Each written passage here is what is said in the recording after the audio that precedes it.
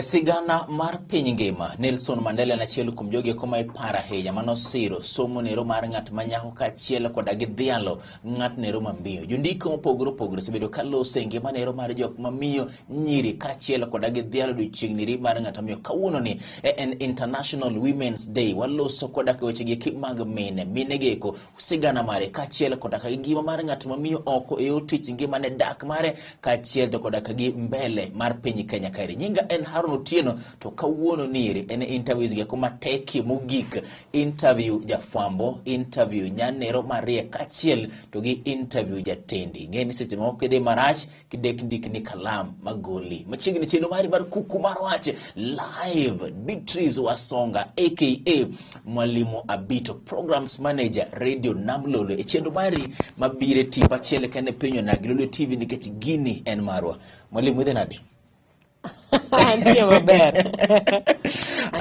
Iriyo maber? Kabisa. Odiochieng oteri nade? Wonderful. Wakunga chakni Happy International Women's Day. Thank you. Erokamana ahinya. Nitiere ji mang'eny ma neni seche moko neni ka intiere tim program mari mar Shalom, jomoko bende oseni ni TV mopogore jomoko bende winje radio. To onge ng'ama ong'eyo sigandi chal nade? Onyuoli kara kanyo chako nade kibire weche giki? Ampani joma winjo wa pile onge kumonyuola kech mane wacho pile wan joma nyuol town onyola town Nairobi adongo Nairobi asomo Nairobi but kidogo class 8 kuno mago watimo dala Bondo mama na nya Bondo koro ne wan Bondo for some time matime my KCP and then aduogo kendo Nairobi for high school and college seche ma isomo ma Ichako gi Nairobi kore kidogo dala koso dala kidhi Nairobi? Anonyuola Nairobi, adongo Nairobi, class 8 no kende matimo dala. Ang'o mano kelo wach maduogo dala e class 8? Ng'ato nyalo paro ni seche moko penje moko rasini itimo penyu kany an KCP natimo Nairobi Mombasa kunde. Ang'o mano duogo dala? Mam no yudo tich I think then okanyal paro higano maber unless atimo the math mabe no kaber ahinya. So mam no the you know Sweetel Hotel? Yes, Sweetel Bondo is ama Sweetel no yaw the brother no yaw Sweetel Hotel and mano bende area ne one of the things mosomo. Koro no dhi Bondo relocate from Nairobi to Bondo because of that job. To nyithindo amo comfortable around ng'ama miyo ahinya kung'eny to wuoro samoro kunyal ng'iyo ute. So we had to move kod mam to Bondo kaja 6. Koro for the 3 years ne wan Bondo class 6 7 8 atimo Bondo township. Seche ma biro ni eri biro duto kaka nyithindo te koso nyithindo moko madong gi janyuol machielo waduto tene wantiere Bondo ang'eni ma eri seche moko ni penjo ma kizungu luongo ni personal ahinya in nyathi mokwongo nyathi madiere koso chogo e family anane diere ka nitie joma dongo then nitie joma tindo toka nitie ji adek and then mbele na bende nitiere ji ariyo seche ma ng'ato dongo nyoko wacho ni an kadongo adana bed japuonj adana dongi abed engineer adana dongi abed daktari moro kani dongo adana bed jafwambo from the word go onge any career mana wai gombo nadwa timo though my dad nedwa na bed japuonj to puonj no endo no kadwaro so kane high school no chuna ni lazima kuwe na plan B ponono ni ma oko wako what is it so I started thinking around then I was like okay anyalo timo laws but ok na hero laws just alternative ng'yo ni mane ma sound nice but all along ne en journalism. Benitire jomoko ma samoro ne imiyo ibedo gi lek nieri miwacho ni anago mona bedi kaka ng'ane ma samoro ne dhiri matek ahinya. Na hero Beatrice Marshall my namesake. Ne entiere KTN.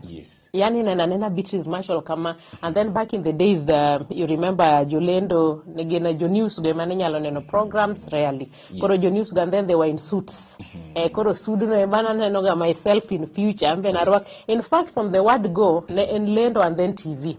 Mostly egi manadwaro but in college fell in love with radio and then transition koro sisi jomoko ma ng'ato dongo dwadhi kamoro achini adana bed jafwambo bentie seche moko men winje like an koro fwambo ni kawuono jonya okadware koso kaka ne obiro ni papcha tin biro kod kibiro malo never in my life nahero fwambo from tinna nyaka kabiro nyaka sani aminita I still love it. Idonje media karang Okay, practical media makoro ndika? 2010.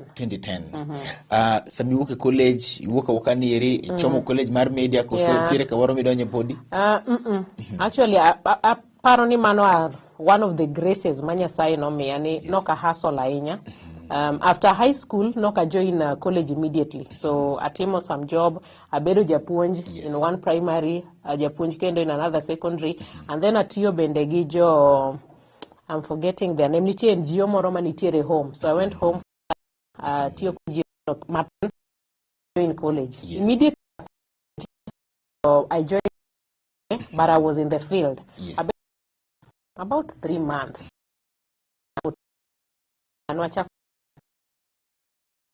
Is it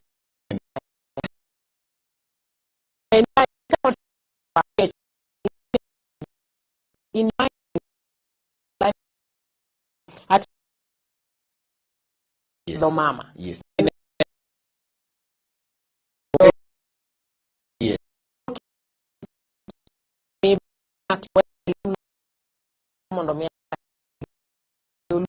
I had to work out.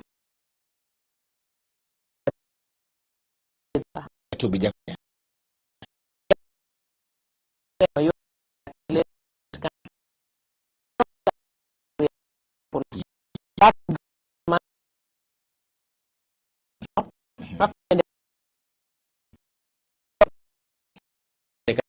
kuna kuleta muondo mano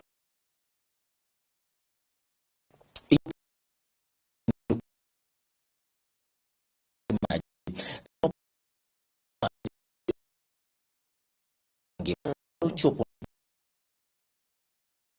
live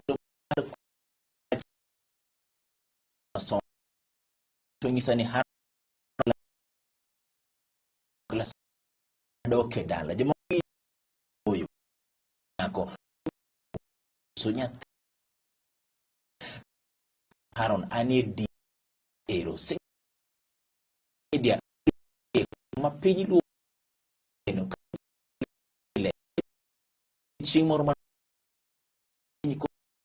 live kuku mar TV ibiro isedonje media intiera kuna kulala ibiro michopo breakfast anima koti mwiri sigande mido sebedo nade aparo no sebedo jani ma worth it nitiere challenges mago mabende jikale in life but then worth it. The journey has been worth it. Watimo akuna kulala, then from akuna kulala I remember utere program we have Rumba Express. No kangeyo anything about rumba music. Hakiagi or can understand again, but that love for radio and then for me so I remember na dok dala and my dad kind of ungeyo tombego matin to wadgi matin kurungegi maber. In fact and this Nyisa tombe manyalo gideta duogo godo Kisumo kaendi. I remember natimo ripping from those CDs. Mabedo ga big folder of Lingala and Rumba music. Mane onge inam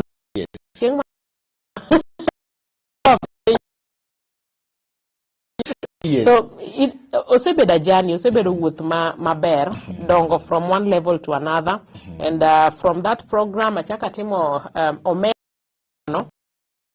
program on Saturday gotieno. Remember all this time I was Beatrice Wasonga and there was no this Mwalimu Wabito. Koro I remember this name Nayodo because of this program Saturday at night. Mama digimanda penyini nyingmar Mwalimu Wabito ochopo na gikoro. Yeah, mind nikecha the AKAs. I remember nwabet ginyako polo mamamana. We are thinking of AKAs. Inyalo keto ma inyalo keto siski madonjo koda jowinjo notemo luongani negiluonga nango akiani BMW something like that. BMW itatoka fashion very soon. So Koro I remember catching this program and I came up with something not in part of the program. It was an idea I came up with to apparently let's make this fun. Angenian Saturday and thome and all that at night from Sari. Just ask your questions more common my light my funny and so when they call me teacher wanafunzi. So that is where the name Mwalimu Wabito came from. Yes. Mobiro mumeo madho nyingi kor mar Beatrice Wasonga. Isega temo puonjo kamara marako sepodi? Kaka nawacho ni chande na puonjo after high school na puonjo a primary school, a secondary school. nitiere kama ne wacho ka pod maka matin ikawo CDs penjo sasa mwana wa male same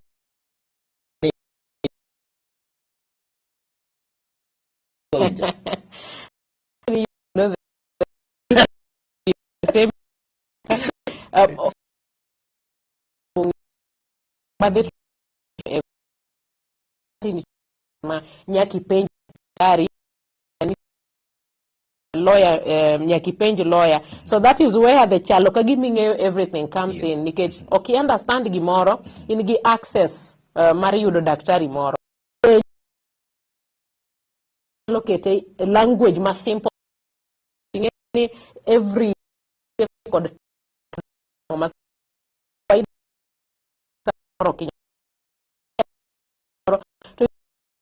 mar matut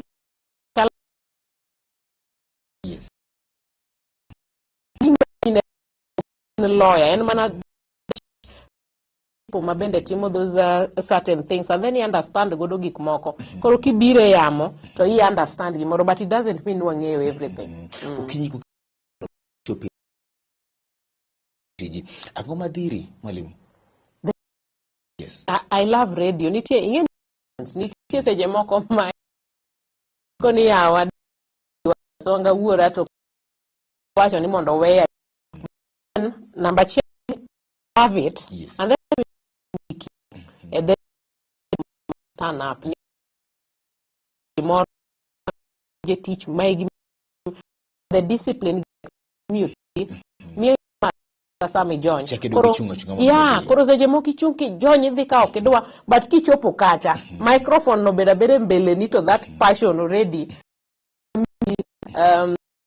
mar tiyo tijno kaka doka penye to bende kaka un ukalo moko minyalo poka ogo diol to dikech jo radio ngane konya ma untiere ujok mora be chupo samoro mwinjo ka ibede pinyo meri yol kon piny koso mano kuchopi ai nitiere nyaka iwinj ka kichopo tu nikech thoth ahinya mago mabende